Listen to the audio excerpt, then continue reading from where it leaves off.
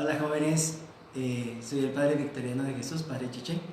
Quiero hacerles un poco la presentación de la exhortación apostólica postsinodal del Papa Francisco a los jóvenes, Christus Vivit. Esta exhortación se nos dio en el 2019, el año pasado, para el 25 de marzo, Día de la Encarnación, y es el culmen de lo que el Papa, junto con los obispos, reflexionó en el Sínodo de los Jóvenes. Ya para el Sínodo de los Jóvenes, en octubre del 2018, hay un documento, el documento final del Sínodo de los Jóvenes, pero el Papa ha querido dejarnos esta exhortación para todos ustedes los jóvenes. Espero que les sirva esta pequeña introducción.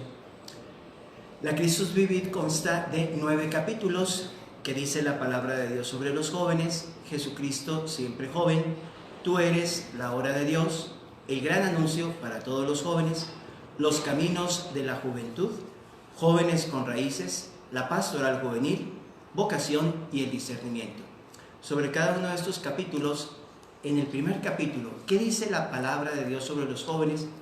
El Papa nos hace un resumen, un relato del Antiguo Testamento y del Nuevo Testamento, en donde aparecen jóvenes que participaron en la Sagrada Escritura y a través de los cuales Dios nos habla. Este es el primer capítulo y pues son enseñanzas muy hermosas que podemos leer en la Sagrada Escritura. En el segundo capítulo nos habla ya específicamente de Jesús. También en la Sagrada Escritura, Jesucristo siempre joven. Primero nos habla de la juventud de Jesús, cómo su juventud, su forma de vivir nos ilumina, es la palabra de Dios que nos llama, que nos ilumina, que nos enseña, que nos renueva. Y esa juventud de Cristo, sí, es también la juventud de la iglesia. Él la quiere transmitir a una iglesia que se deja renovar, ¿sí? Por medio de los jóvenes, por medio de este Cristo joven, y una iglesia que está siempre atenta a los signos de los tiempos. De hecho, cuando él convocó al Sínodo de los Jóvenes en el 2017, les decía y nos decía a todos que deberíamos de escuchar a los jóvenes, así como San Benito, que cuando realizaba alguna reunión, ¿sí? No solamente escuchaba a los ancianos que tenían voz y voto, sino que también pedía que se escuchara a los monjes jóvenes. Ahora también el Papa nos pide que escuchemos a los jóvenes porque son un lugar teológico, un lugar donde Dios se manifiesta. Y termina con María, la muchacha de Nazaret, porque María acepta el llamado de Dios, nos dicen los teólogos, los que estudian las Escrituras, a la edad de 16 años aproximadamente. Entonces es una niña, es una joven, y ella también nos enseña cómo responder. Y por último, en este segundo capítulo nos habla no solamente de Cristo joven, María joven, sino de jóvenes que han llegado a la santidad o que han sido llamados por Dios y han respondido, y el Señor les ha concedido esta gracia de la santidad. Así que nos da los ejemplos, primero en la Sagrada Escritura, de todos aquellos que participaron, después en Cristo, María como culmen, y ahora estos jóvenes santos que ya son la iglesia joven que responde a nuestro Señor. En el capítulo 3, que es Tú eres la hora de Dios, fíjense cómo fue caminando el Señor. Sagrada Escritura que nos ilumina, Él que nos ilumina y que tiene su culmen en María y en los santos de la iglesia, y ahora nos llama a nosotros a esa santidad. Tú eres la... Primero nos dice en positivo, debemos de contemplar a la juventud esa gracia que Dios da como un don, como un regalo. No contemplarla con angustia, con desesperación, con pesimismo, sino que es un don, es una gracia de Dios. También nos habla de muchas juventudes, no podemos encorsetar al joven. De hecho, cuando nos hablaba en Amoris Laetitia sobre la familia, sobre el matrimonio, nos hablaba que era como un poliedro, una figura de muchos lados, en donde cada quien ve uno de los lados y cada quien puede enriquecer.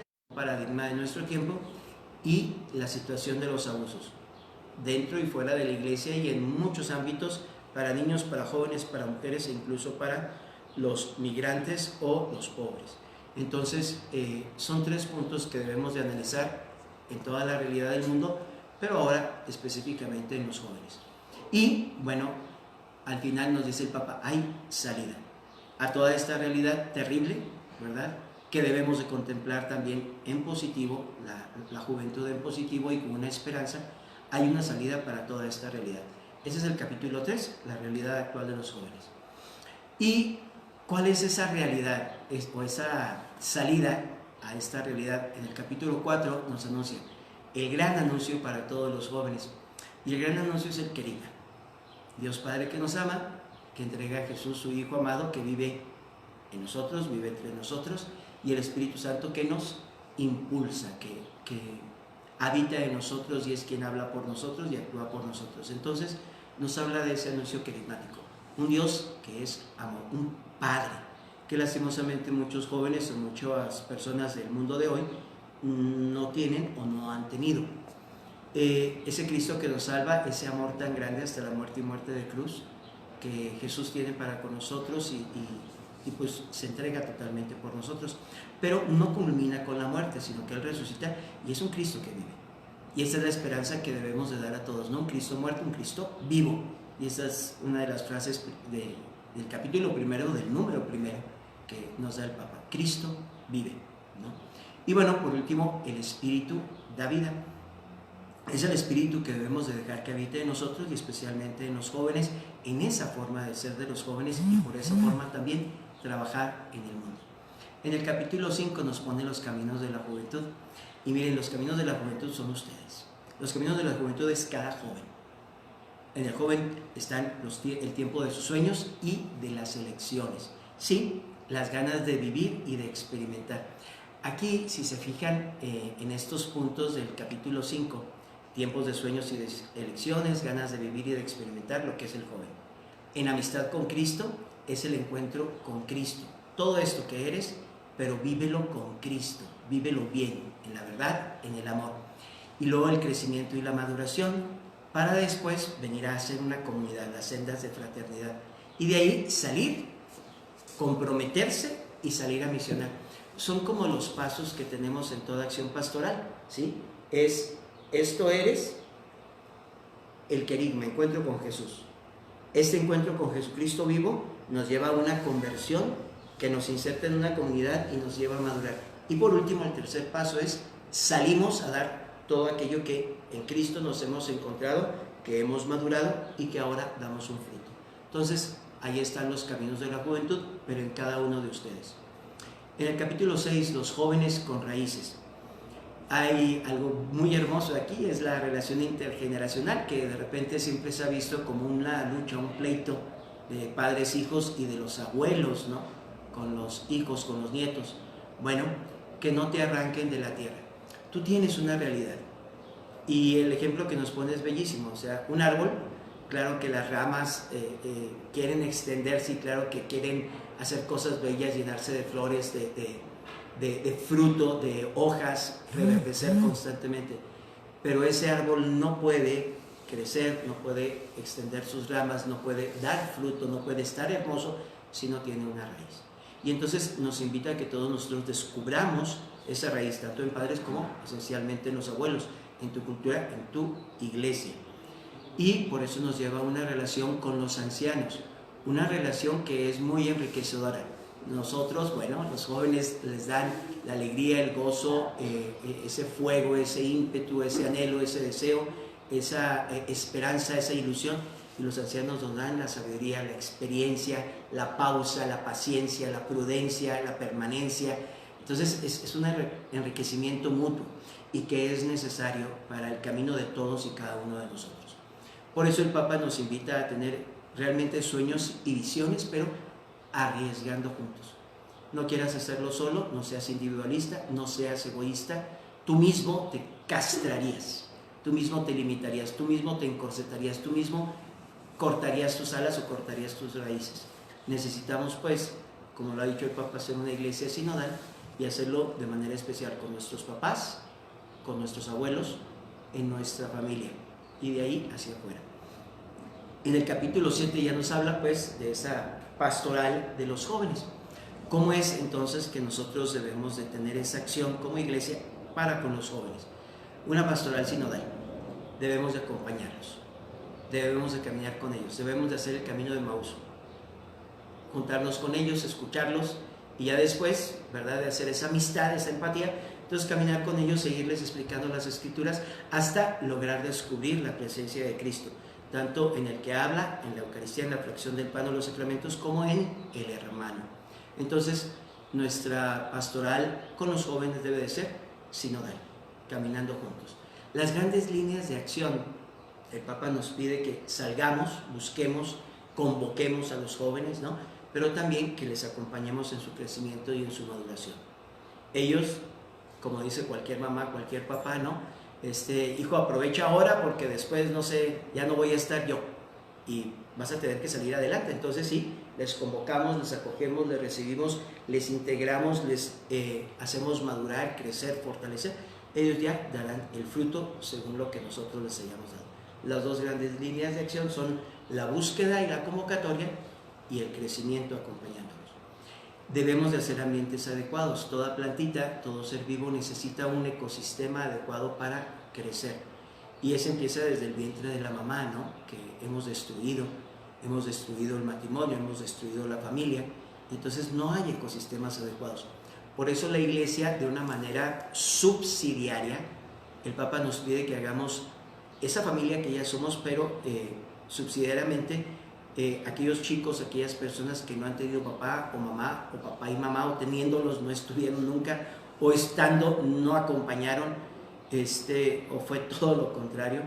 Entonces, que sea la Iglesia la que sepa acoger, recibir a estos chicos y hacer un hogar para ellos, un ambiente adecuado, ¿sí? Para que ellos puedan desarrollarse.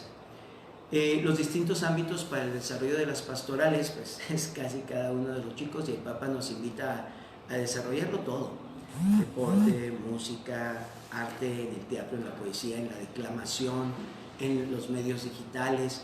O sea, no poner ningún límite, sino permitir que el chavo pueda de todo lo bueno probarlo y que ahí vaya descubriendo su misión y su vocación y vaya descubriendo qué es aquello que le gusta verdaderamente.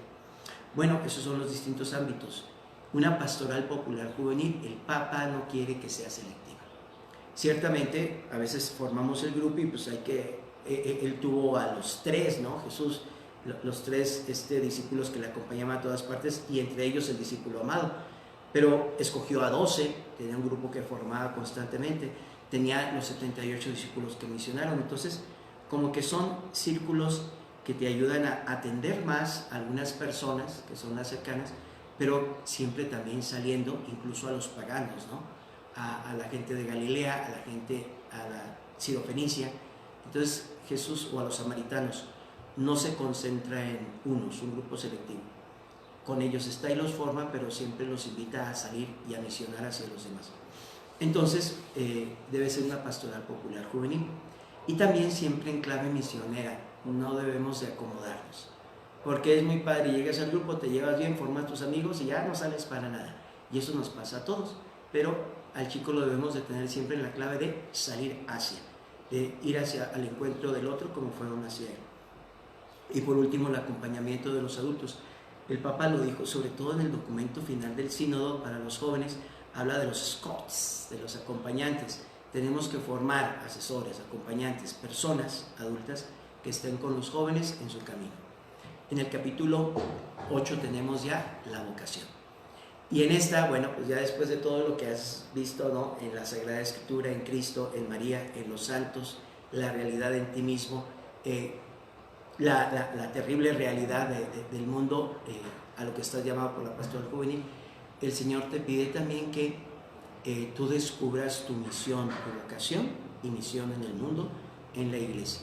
Primero estás llamado a la amistad con Cristo, así como cuando Cristo llama a los discípulos, los llamó para que estuvieran con Él. Primero es esa unión con Cristo, y después de beber de Cristo, entonces saldrás a todo lo demás. Tu llamado es a la amistad con Él, y después ser para los demás. Ya no te preocupes de ti mismo, porque hay quien se ocupe de ti. Si Dios se ocupa de ti, tú ocúpate de tus hermanos, y especialmente de los más necesitados. Y ese ser con los demás primero se refleja en la familia. Papá, mamá, hermanos, sé que es difícil, pero es ahí. Como siempre nos han dicho, tú eres candil de la calle y oscuridad en la casa. No. Tenemos que ser también candil, luz en la casa. Donde quiera que nos pongan, debemos de brillar, y debemos de empezar por la familia. Y bueno, ya viene al trabajo, un joven que transforma su realidad, que transforma su mundo. Y por último nos habla de esas vocaciones especiales a una consagración, o una consagración especial. No tengan miedo de responder al llamado. Ya sea sacerdote, religioso, religiosa, una consagración a una vida activa, a una vida enclaustrada, ¿no? O incluso algún laico consagrado. Creo que todos tenemos alguna riqueza muy bella para dar y el Señor la está esperando de ti. Por eso el último punto es el discernimiento. Él quiere que tú discernas tu vocación, que ya no eches la culpa a nadie. Es que mi papá, es que mi mamá, es que mi maestro, es que los chavos, es que nada. El Señor te ha dado todos los elementos y te da vida y te da gracia para vivirla. Así que tienes que discernir para qué fuiste llamado y para qué eres misionado y asumir tu vida. Que seas tú, ¿verdad?, el que pueda decir, así como Cristo vive, yo también vivo y Cristo vive en mí. Así pues, es el llamado que Cristo hace. Como amigo, te habla a tu corazón, no te impone nada, te habla a tu corazón. Y pues nos pide que estemos en esa escucha y acompañamiento para que los chavos puedan discernir su vocación. Y por último, al final, un deseo que sí te voy a leer. ¿Cuál es el deseo del Papa? Este es: queridos jóvenes, seré feliz viéndolos correr más rápido que los lentos y temerosos. Corran atraídos por ese rostro tan amado que adoramos en la Sagrada Eucaristía y reconocemos en la carne del hermano sufriente. El Espíritu Santo los empuje en esta carrera hacia adelante. La Iglesia necesita su entusiasmo, sus intuiciones, su fe. Nos hacen falta. Y cuando lleguen donde nosotros todavía no hemos llegado, tengan paciencia para esperarnos. Pues muchas gracias, jóvenes. Espero que este video les sirva como una pequeña introducción para que ustedes se metan directamente a la lectura de la Christus Vivit. Es una exhortación que el Papa hace para todos ustedes. Muchas gracias y Dios les bendiga.